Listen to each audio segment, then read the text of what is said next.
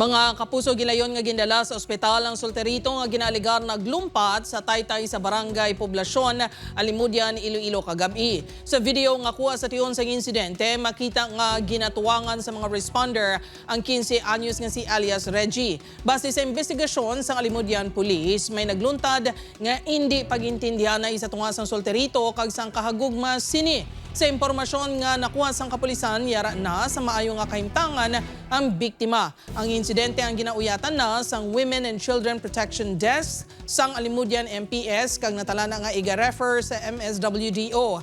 Wala pa napakigangutan o kung nakipag-angot ang Alimudian Police sa ginapahayag kahagugma sang menor de edad.